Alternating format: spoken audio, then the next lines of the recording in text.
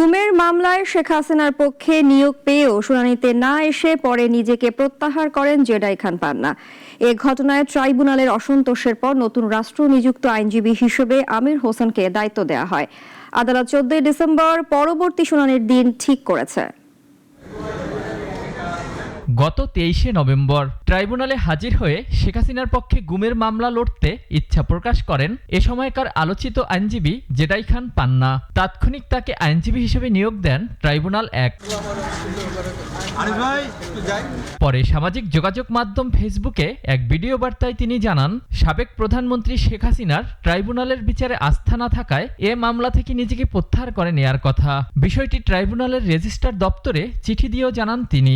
যে আদালতের প্রতি বঙ্গবন্ধু কন্যার আস্থা নেই, সে আদালতে তো আমি তাকে ডিফেন্ড করতে পারি না। সকালে জেডাই খান পান্নার এমন কর্মকাণ্ডে ক্ষোভ প্রকাশ করেন ট্রাইব্যুনাল।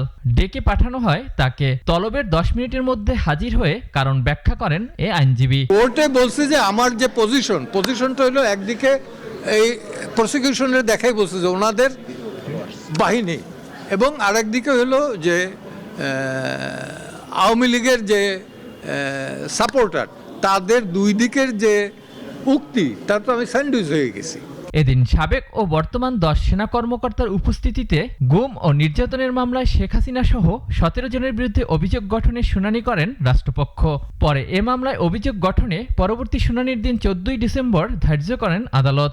আসামি পক্ষ থেকে আজকে অনেকগুলো ডিসচার্জ আবেদন করা হয়েছিল, সেগুলোর শুনানি তারা করেননি। তারা সময় চেয়েছেন তাদের প্রস্তুতির কথা বলে।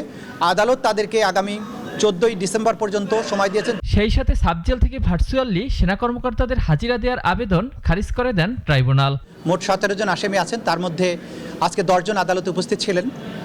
আজকে আসামি পক্ষ থেকে একটা দরখাস্ত দেওয়া হয়েছিল যে তারা ভার্চুয়ালি হাজিরা দিতে চান, আদালত সেটা নামঞ্জুর করেছেন।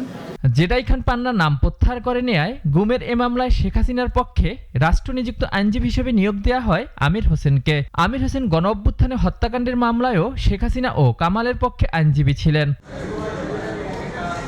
অলিউল রনি, নাগরিক, ঢাকা।